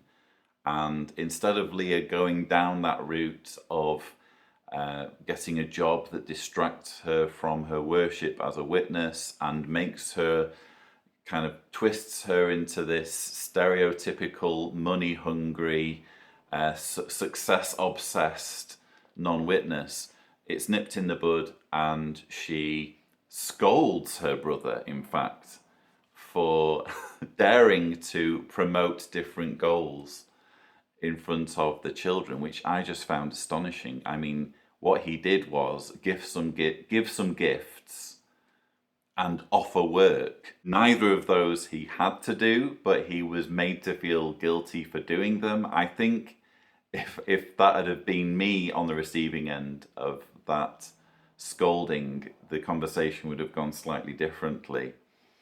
But what's obvious in what we've just seen is that Watchtower's fear when it comes to gaining full-time employment is not just the fact that it takes witnesses away from meetings or it takes witnesses away from the ministry. They're also concerned about association, because when Ben is talking to his daughter Leah, that's one of the things he mentions. Oh, well, if you're working a full-time job, you're going to be in constant association with worldly people. And as we know, Jehovah's Witnesses is like a bubble where you need to keep contact with the outside world to a bare minimum. And Leah is in danger, if she accepts the job, of contaminating herself. The scripture that's used is that bad association spoils useful habits. And in fact, the title of this part of the symposium is Bad Associations versus Good Associations. And we're going to see another video in this same talk, but before that makes that point. But before I show you that video, let's listen to some of what the speaker has to say in this symposium talk. Good associations can also include those in full-time service, like some of the pioneers, those in the traveling work, and in some congregations, they have missionaries or even Bethelites. We can choose to go out with them in the ministry, speak with them at meetings, and enjoy their good association. But are there other times where we can enjoy their good association? How about including them in your family's recreational activities? And if you are invited to someone's home, make sure you bring spiritual gifts. You can find them by browsing jw.org for the latest news on how our brothers are doing in a distant land, or under the children's section, you'll find these Bible character cards. Young ones, these are a lot of fun. You can print them out, cut them out, laminate them, collect all 40 of them. Then you can ask the review questions on the front to quiz your friends' knowledge about these other courageous servants of Jehovah God. In fact, these Bible characters are also good association for all of us.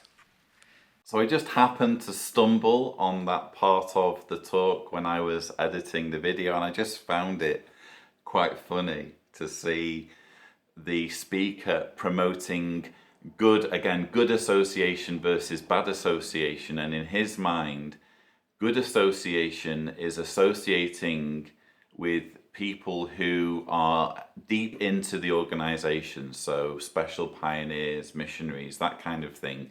Well, we need to include these people because they're only going to have good things to say about the organization.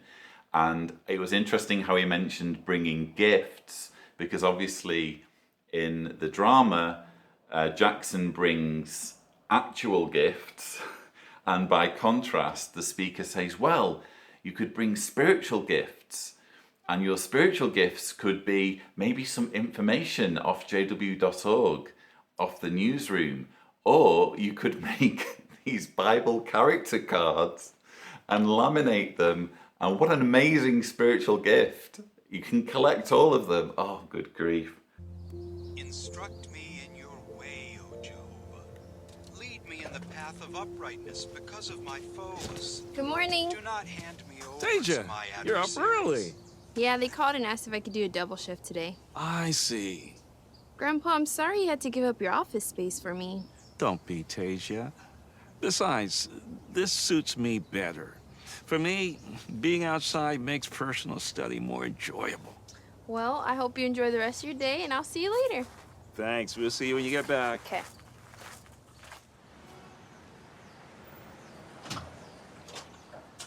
Oh, hey, found you. Oh, hey. Yeah, I decided to take my break outside. Okay, cool. Well, when you get back, Denise was looking for you. Okay, thanks. I'm making this dressing, but I think it's just missing something. Can you try it? Yeah, of course. Maybe a little bit more lemon. More lemon. Okay. Yeah. Can you help me? Sweet. Hey, can I borrow some of your hot pepper flakes? Yeah, sure. It's okay. Sorry about that. Coming out. Coming in. That's my salad? Yep. All right, everybody. I think that was the last plate. Really? Mm-hmm. All right. Let's clean up and get out of here. Sounds good to me. Hey, are you gonna come with us? Oh, thanks, Denise, but no, I don't think so. Come on. Don't say no again. I'm sorry. I have other plans. Oh, you have other plans, huh? Ooh, I get it. You have a secret boyfriend. Or a girlfriend? Wait, what? Come on. Whatever you're into, it's all right with us. Just let us in on it. What's the deal?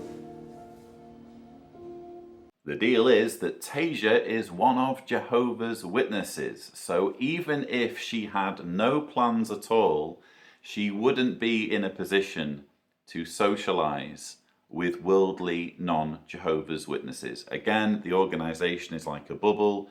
Witnesses need to keep contact with worldly people to an absolute minimum because they are bad association. So even if Tasia wanted to, her faith would prohibit her from going out and having a good time with worldly non-witnesses. What's the deal? Moses must have felt inadequate and incapable. But God assured him that he would not be alone. I will prove to be with you, said Jehovah. Look, I don't have a boyfriend or a girlfriend. I have a Bible study. I'm one of Jehovah's Witnesses, and we volunteer time to help people learn about the Bible. The Bible? Come on. That book is ancient. It closes your mind to new ideas. Actually, it doesn't. It gives people a wonderful hope for the future. Well, I believe we make our own future. I'm sorry you don't feel the same. Come on. Let's go. Bye.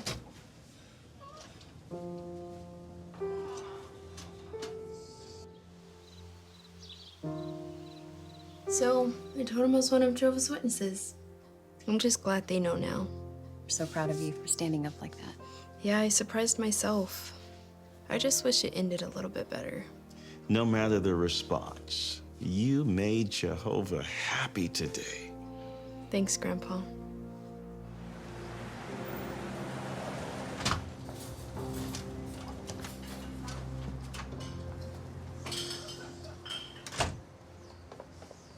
Hey. The other day you said something about that you do Bible studies. and it reminded me of something my mom and I used to do together before she died. She would read the Bible to me before bed. So I was wondering if you would show me what you show other people. Of course. I'm really sorry to hear that about your mom. Did you know that the Bible actually gives us a hope for a resurrection? It's here. So it turns out Tasia did have plans that prohibited her from going out and socializing with her friends. But bottom line, even if she hadn't had plans, she wouldn't have been able to go out and socialize with them. I feel that issue is skirted over and not addressed in this dramatization. And instead, you have this encounter used to present a very kind of confrontational stereotype of a worldly person. I think most people in that situation where someone says, actually, I can't come with you because in my spare time I volunteer as a minister and I teach people about the Bible. I think in most situations people would just kind of, okay, well, have fun and kind of back away nervously. But no, they have to portray worldly people as kind of confrontational and dismissive. And in actual fact, I don't think that there are many who would react that way. But Watchtower needs this. Watchtower needs witnesses to feel as though they're on the defensive and feel as though they're oppressed and persecuted, as we saw earlier on in the videos. But it's also fascinating to see what Watchtower's script writers can engineer when it comes to the ultimate JW fantasy. And the ultimate JW fantasy is someone coming up to you and saying, oh, I never knew that you were into the Bible. I'm into the Bible too.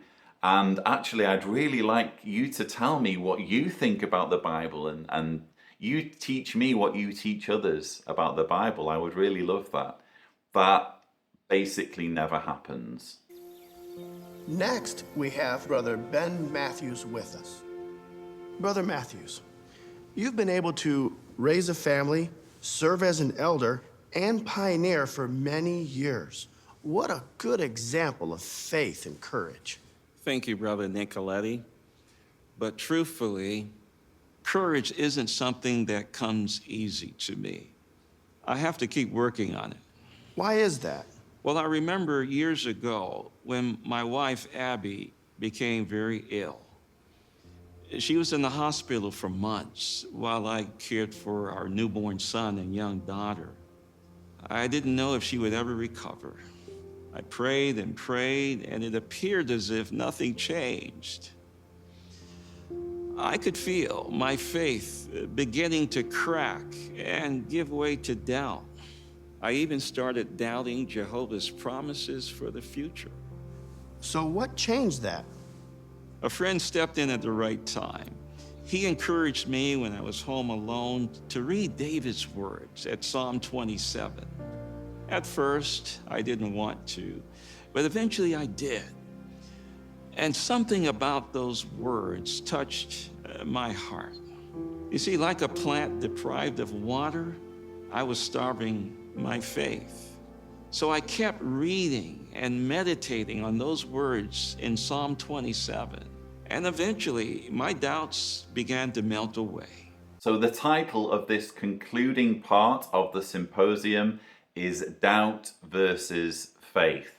And I think we can see here exactly what Watchtower is doing. It's trying to reach out to witnesses who may be experiencing doubts and trying to persuade them to dismiss those doubts. But I don't think it's doing that in an effective way. First of all, Benjamin or Ben is on the platform here talking about an experience where his wife was gravely ill and he prayed and prayed and prayed and it seemed like nothing happened, nothing was different. Well, of course, nothing's going to happen because, frankly, if something did happen, that would raise questions. If Abby had been miraculously healed through Ben praying, you would then have to ask, why has God intervened in this case and not intervened in all the other cases where either witnesses are suffering or non-witnesses are suffering. Children are dying of disease and starvation. Why is God helping this one Jehovah's Witness as a result of this guy praying, and not helping this child who's dying of starvation? And so Ben's doubts were justified. But Watchtower's solution, which it expects all witnesses to follow, is, well, read this scripture, and this scripture will magically make your doubts go away. In other words, just by applying yourself to your religion more, and by reading more and indoctrinating yourself more, your doubts, you'll kind of just forget them. And that's not how it works. I tried doing that myself for years and years after I started having doubts at the age of, say, 19, 20, was when I first started having serious sort of intellectual disagreements with witness theology. And the answer is to basically bury it, to wait on Jehovah. Do prayer, do study, maybe speak to an elder, but under no circumstances accept that your doubts might be valid. That's just not an option. And it's certainly not an option that is pursued in this dramatization. But as you mentioned, Brother Matthews, that was decades ago. But you said courage is something that you're continuing to work on. Well, for much of my life, I've had to help other people be courageous. But recently, I found out that soon I will go blind. Between this and not being able to do as much in the congregation as I used to, well, I could feel those doubts creeping up again. I think it's easier to help others be courageous. You'll be able to meet any challenge. Jehovah is my light and my salvation. Jehovah helped the apostles, and he's going to help us. No matter the response, you made Jehovah happy today. It's harder to be courageous for yourself. We empathize with you, Brother Matthews. Can you tell us what you're doing right now to build courage? Absolutely. Here's my prescription: regular prayer and study, application of the Bible's guidance, attending as many meetings as I can, and of course, preaching to others about our hope. That's a very good prescription. No, not really. That is not a good prescription. That is just putting your head in the sand. Ben is here confessing that doubts that he had when his wife was in hospital are now resurfacing now that he knows he's going blind. And his prescription is prayer and Bible study and going to meetings and going out preaching. That benefits only Watchtower. Only the governing body benefit when witnesses ignore serious doubts that they have and just apply themselves to their religion. Just put their heads in the sand and forget the issues that they have. Honestly, I never felt more free than when one meeting I stayed behind. I think I was slightly ill, but I played it up maybe a bit and said, no, I can't go to this meeting, I'm too ill. And I used the opportunity to stay behind and put pen to paper for the first time about my doubts. And I ended up writing a sheet of paper about all of, I call it my 9 grievances, because there were 9 in total. But it was only when I actually saw them in writing on a piece of paper in my own handwriting that I thought, I'm not a Jehovah's Witness. I'm just not a Jehovah's Witness. Because when you're a Jehovah's Witness, you believe. You believe that the religion is true. And I've just here listed a whole bunch of reasons, 9 in fact, why I don't believe. So how can I call myself a Jehovah's Witness? And that moment was hugely liberating, and I would recommend it. That's my prescription, basically, that I would recommend to anyone watching this video who is genuinely struggling with doubts. Is there a particular scripture that has meaning for you right now? Right now, it's Hebrews chapter 11, verse 6. It says, "Moreover, without faith, it is impossible to please God well, for whoever approaches God must believe that he is and that he becomes the rewarder of those earnestly seeking him."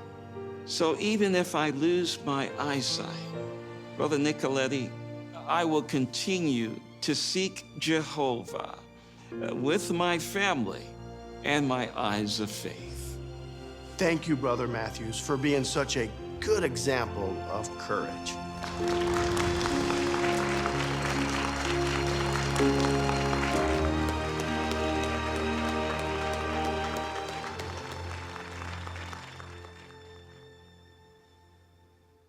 This, again, is not a solution when you have serious doubts about your religion, is to just apply faith and to just say, well, I just believe anyway. It must be true. I'm going to believe it whether I have doubts or not, which is what we're here being told. Ben is going to have eyes of faith, and he's just going to soldier on. And take it from me, doing that is deeply unsatisfying, because all that happens is that the doubts fester. They stay there. And really, I've touched on this before, but really, what is there to be proud of when it comes to believing in things based solely on faith? What is faith? Faith is believing in things without evidence. And if you can believe the Jehovah's Witness religion without evidence, and despite having grave doubts about the teachings and about the theology, what's stopping you from being a member of any other religion? Because none of the other religions can prove their claims either. So if it's purely about faith and not at all about evidence, and it's just not an intellectual exercise, it's purely about the emotions and feeling good, you might as well be in any other religion. Now, though, we go to our final clip from the Friday of the convention, and we're about to see part of a video that gets shown during the concluding talk, which has the theme Courageous Soldiers of Christ. I received an offer to enter university to further my studies. So my teachers and friends tried to persuade me to just take the offer. Don't miss out on this golden opportunity. After we returned home from preaching or from meetings, women from our neighborhood used to come to our home and say things like, "Why are you doing this to your child? She is such a good girl and she studies so well. So why can't you send her to a good college?" So I asked myself, what would I like to do with my life? When I saw brothers and sisters moving into my congregation to assist in the field ministry, this helped me to set and pursue spiritual goals so that I could eventually pioneer in my congregation. In all things, my father always helped us to view Jehovah as a real person. Also, as for my mother, she serves as a regular pioneer. She shares the experiences she has had and the joy she has felt in the ministry. So soon after completing high school, I started pioneering. To live a simple life, I work on a vegetable farm. And this work provides me with income that is just sufficient.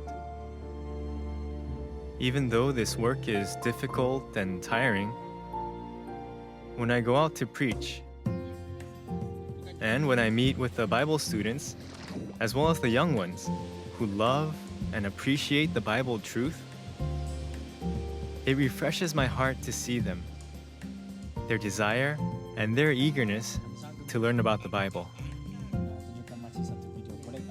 Jeremiah 29:11 helped me to overcome pressures from others with the firm belief that Jehovah is thinking of giving me a nice future and a beautiful hope.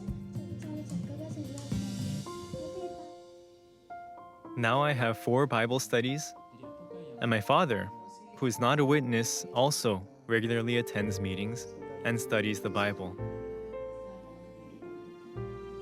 All these blessings have helped me to see that this life provides true satisfaction and true happiness. Choosing to serve Jehovah was the best decision I have made in my life. So what a disturbing way to conclude. Apparently being a courageous soldier of Christ means putting your future prospects on hold and putting your own success, your own prosperity and financial security second, and Watchtower's interests first. You are not storing up treasures in heaven.